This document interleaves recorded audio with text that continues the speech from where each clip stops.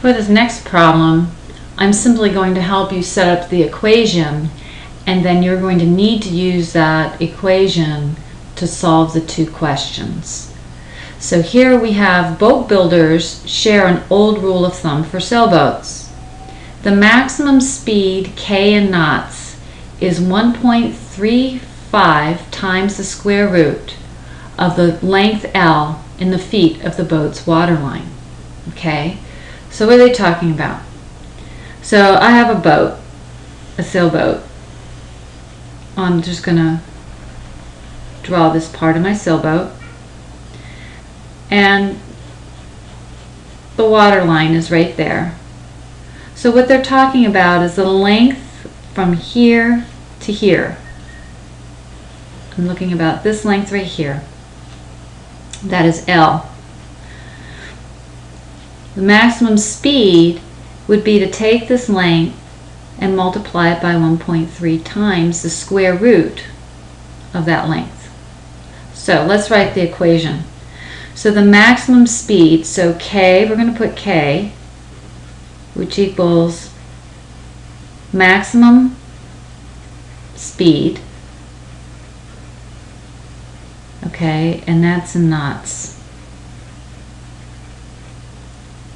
And then we know L is the length in feet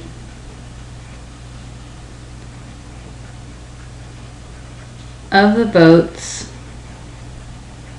waterline, as I've illustrated here. Okay, so let's write the formula. The maximum speed K, so K is the same as equals 1.35 times, so we're going to multiply, the square root of the length L, the square root of the length L in feet.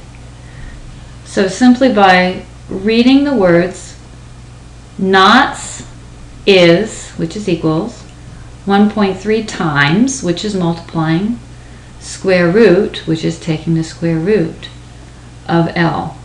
So I simply use the language just to put my formula in order.